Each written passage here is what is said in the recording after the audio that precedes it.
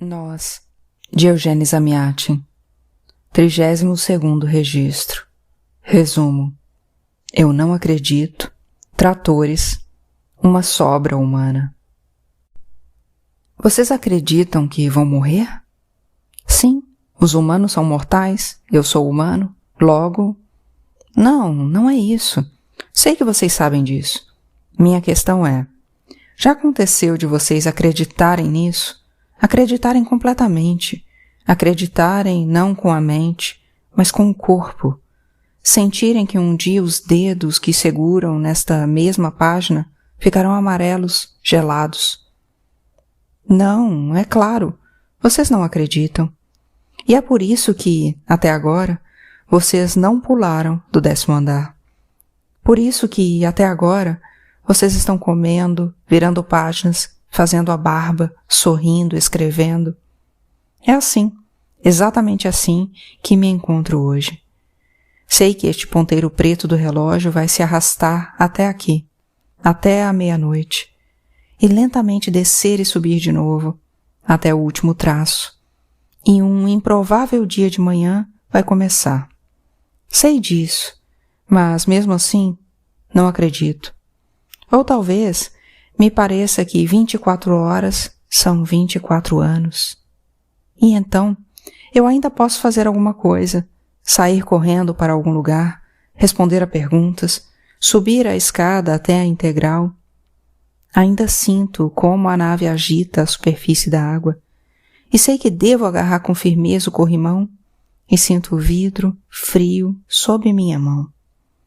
Vejo como os guindastes, máquinas vivas e transparentes, dobrando seu longo pescoço, curvando-se e esticando seu bico para, com cuidado e ternura, alimentarem a integral com a assustadora comida destinada aos seus motores.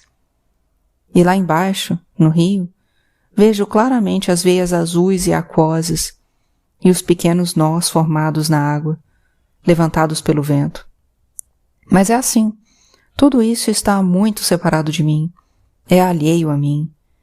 Plano, como um esquemático numa folha de papel. E é estranho que uma face plana e esquemática do segundo construtor, de repente, comece a falar comigo. Então, como vai ser? Quanto combustível estamos levando para os motores? Se considerarmos que os 3 horas e meia. Vejo diante de mim, como uma projeção no esquemático, a minha mão com o aparelho de medição e a tabela de logaritmos marcando o número 15. 15 toneladas. Mas é assim. Melhor levar 100 de uma vez. Eu disse isso porque sei muito bem que amanhã, e pelo canto do olho, vi como a minha mão que estava segurando a tabela de logaritmos havia começado, quase imperceptivelmente, a tremer. 100? E por que tanto? Bem, isso dá uma semana. De jeito nenhum, uma semana, muito mais. Bem, nunca se sabe. Eu sabia. O vento assobiava. O ar como um todo parecia tomado por algo invisível.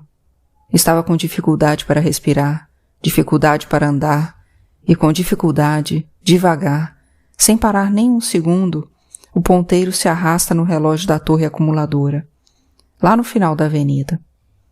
O pináculo da torre, em meio às nuvens, é de uma cor azul escura e uiva baixinho, enquanto absorve eletricidade. Também os alto-falantes da usina de música uivavam. Como sempre, em filas, 4 a 4. Entretanto, por algum motivo, as fileiras não estão firmes. Estão oscilando, serpenteando, dobrando-se, talvez por causa do vento, cada vez mais. A certa altura, elas bateram em alguma coisa, na esquina, e começaram a recuar. E o que se tem agora é um aglomerado sólido, congelado e apertado, respirando rapidamente. De uma só vez, todos ficaram com o pescoço longo e arrepiado, como de gansos. Olhem! Não, olhem para lá, rápido! Eles! São eles! Quanto a mim, de jeito nenhum. De jeito nenhum, prefiro enfiar minha cabeça dentro da máquina. Fica quieto, você é louco. Na esquina, a porta do auditório estava escancarada, e dali saía uma coluna lenta e pesada de cerca de 50 pessoas. No entanto, pessoas, não é bem assim. Não tinham pés, mas um tipo de rodas vinculadas, pesadas, movidas por algum sistema de tração invisível. Não eram mais pessoas, mas uma espécie de trator em forma humana. Sobre a cabeça deles, uma bandeira branca que balançava ao vento, com um sol dourado bordado e, nos raios solares, a inscrição: Somos os primeiros, já fomos operados, façam como nós. Lenta e irrepreensivelmente, eles iam abrindo caminho. E ficou muito claro que, se, no caminho deles, houvesse um muro, uma árvore, uma casa, em vez de nós, eles, da mesma forma e sem parar, iriam avançar sobre o muro, a árvore, a casa. Eles estavam agora no meio da avenida, com os braços presos uns nos outros. Se espalharam, formando uma cadeia, de frente para nós. E nós, um aglomerado tenso de cabeças erguidas, ficamos esperando. Com o pescoço esticado, como o de gansos, nuvens, o vento assobiando. De repente, as pontas da formação em cadeia, à direita e à esquerda, rapidamente começaram a se dobrar para dentro, vindo sobre nós, mais e mais rápido, como uma máquina pesada, morro abaixo. Elas nos espremeram em um anel e começaram a nos empurrar em direção à porta que estava escancarada, para dentro do auditório. Nisso, o grito estridente de alguém. Eles estão nos levando para dentro! Corram! Então todos se puseram a correr. Bem junto à parede, ainda havia uma passagem estreita para onde todos correram. Com a cabeça projetada para a frente, usada como cunha, instantaneamente afiada, depois os cotovelos, as costelas, os ombros, os quadris. Como uma corrente de água constrita e depois expulsa por uma mangueira de incêndio, eles se derramaram por toda a parte, batendo os pés, balançando os braços, os unifes. Por um instante, em meio àquela confusão, meus olhos bateram sobre um corpo duplamente curvo, uma letra S, com as orelhas, asas transparentes. Mas logo ele desapareceu, como que sugado pela terra, e me vi sozinho, no meio de um mar de mãos e pés, e corri. Tomei fôlego em alguma soleira, as costas firmemente coladas à porta, e de repente, como se tivesse sido jogada pelo vento na minha direção, uma pequena sobra humana. Eu tenho, o tempo todo, te seguido. Eu não quero. Você entende? Eu não quero. Eu concordo. Mãos minúsculas e redondas agarradas à minha manga, e olhos azuis e redondos em mim. Era ela, ou 90. Então, toda ela deslizou ao longo da parede até o chão. Curvada, ali embaixo, em uma pequena bolinha redonda, ela se deixou ficar nos degraus frios, e eu, acima dela, acariciei sua cabeça, seu rosto. Minhas mãos ficaram molhadas. Parece-me como se eu fosse muito grande e ela absolutamente pequena. Uma pequena parte de mim mesmo. Era algo completamente diferente de como é com I, e só agora me dei conta. Algo semelhante poderia ter existido entre os antigos em relação aos seus filhos pessoais. Ali embaixo, através das mãos que lhe cobriam o rosto, mal conseguia ouvir. Todas as noites eu não posso. E se eles vierem me curar? Todas as noites, sozinha, no escuro, eu penso nele, no bebê, em como ele vai ser, em como eu vou. Não haverá nada pelo que eu viver, você entende? E você tem que... Um sentimento absurdo, mas, de fato, estou certo de que sim, eu precisava. Absurdo, por um lado, porque, sim, era meu dever. No entanto, mais um crime. Absurdo! Porque o branco não pode ser ao mesmo tempo preto? Porque dever e crime não podem coincidir? A menos que, na vida, não exista nem preto nem branco, e a cor dependa apenas da premissa lógica inicial. E, se na premissa foi eu ter ilegalmente feito nela um filho, bem, tudo bem, só não, eu disse. Você entende que devo levá-la até aí, tal como propus pela primeira vez, para que ela... Sim, ela concordou serenamente, sem tirar as mãos do rosto. Eu a ajudei a se levantar, e silenciosamente, cada um pensando seus próprios pensamentos, ou talvez a mesma coisa, caminhamos ao longo da rua que ia escurecendo, entre casas mudas e cinzentas, em meio a galhos rígidos que nos fustigavam devido ao vento. Em um momento óbvio de tensão, ouvi, apesar do assobio do vento, passos familiares, como se estivessem passando por poças de água. Ao virar, olhei para trás, em meio às nuvens que voavam rápidas, como se viradas de cabeça para baixo. Devido ao seu reflexo no vidro escuro da calçada, vi S. Imediatamente meus braços pararam de obedecer, balançando fora do ritmo das pernas, e comecei a dizer a O, em voz alta, que era amanhã. Sim, era amanhã o primeiro voo da Integral. Disse que seria algo completamente sem precedentes, maravilhoso, temível. O 90 olhava para mim com os olhos azuis arregalados, totalmente surpresa. Ela também percebeu que meus braços balançavam barulhentos e fora de ritmo. Mas não deixei que ela dissesse uma palavra e continuei falando. Contudo, dentro de mim um pensamento febrilmente zunia e martelava lá no fundo. Não posso. Tem que ter outra forma. Não posso levá-la aí. Em vez de virar à esquerda, virei à direita. Uma ponte expunha servilmente sua submissa espinha dorsal para nós três, para mim, O, e para ele, S, que vinha em nosso encalço. Dos edifícios iluminados da outra margem, luzes salpicavam pela água, divididas em milhares de faíscas agitadas e salpicadas pela espuma branca raivosa. O vento zunia como uma corda grossa e esticada de um contrabaixo. E entre as notas do baixo, atrás de nós, o tempo todo vinha. Chegamos à casa onde moro, à porta. Ou parou. Começou a dizer alguma coisa. Não, você prometeu que... Mas não a deixei terminar e fui, delicada e apressadamente, empurrando-a pela porta. Assim fomos parar no saguão. Sobre a pequena mesa de controle, as familiares bochechas caídas, trêmulas devido à agitação. Ao meu redor, um amontoado compacto de números envolvidos em algum tipo de discussão.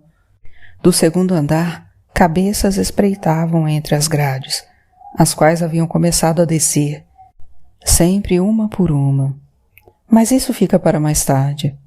Nesse momento, rapidamente arrastei-o para o canto oposto. Sentei-me de costas para a parede. Ali, atrás da parede, eu vi, perambulando pela calçada, para a frente e para trás, a grande e escura sombra de uma cabeça, e peguei meu bloco de notas. O 90 se acomodou lentamente em sua poltrona, como se sob o unife seu corpo estivesse evaporando, derretendo, e ali restasse apenas uma roupa vazia, com os olhos igualmente vazios. Um vácuo azul de sucção. Exausta, ela perguntou: por que você me trouxe aqui? Você me enganou? Não, fale baixo. Olha ali. Está vendo aquilo ali atrás da parede? Sim, uma sombra. Ele fica atrás de mim o tempo todo. Eu não posso te levar lá. Você entende? Eu não posso. Vou escrever um bilhete e você vai pegá-lo e vai sozinha. Eu sei. Ele vai ficar aqui.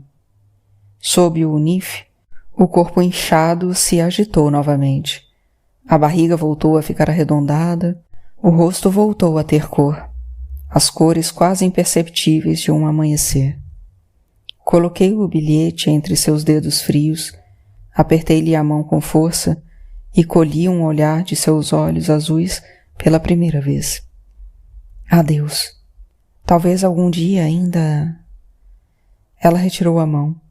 Com o corpo curvado, ela se afastou lentamente. Deu 2 passos. Voltou-se rapidamente para trás e, de novo, ficou ao meu lado. Seus lábios se moviam. Disse alguma palavra. Depois disse com os olhos, com seus lábios. Toda ela. Repetiam uma e a mesma palavra para mim. E que sorriso insuportável! Quanta dor!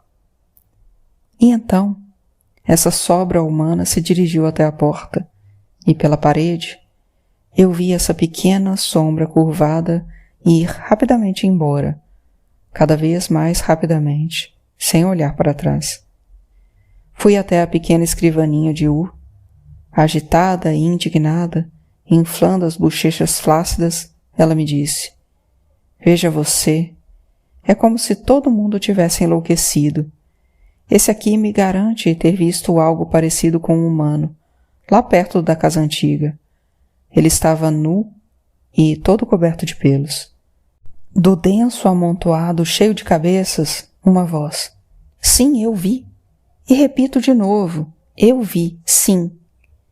Bem, o que você acha disso, hein? Não é um delírio? E ela disse delírio, de um modo tão certo, tão convicto, que cheguei a me perguntar: será que tudo o que está acontecendo recentemente comigo e ao meu redor é, na verdade, um delírio? Mas dei uma olhada nas minhas mãos peludas e me lembrei. Muito provável. Você tem algumas gotas desse sangue solar e da floresta. Talvez seja por isso que eu... Não, felizmente não é um delírio. Não, infelizmente não é um delírio. 33º registro. Resumo. Não tem resumo. Registros feitos apressadamente. Final. Chegou o dia. Corri para o jornal. Talvez ali...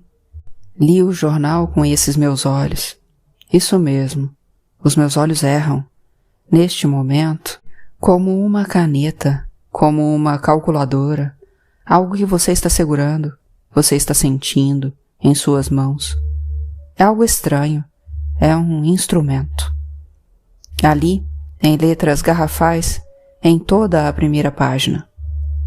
Os inimigos da felicidade não dormem. Segurem a felicidade com as 2 mãos. Amanhã, todas as atividades serão interrompidas. Todos os números serão submetidos à operação. Aqueles que não se submeterem estarão sujeitos à máquina do benfeitor. Amanhã? Pode realmente existir? Haverá, de fato, algum amanhã?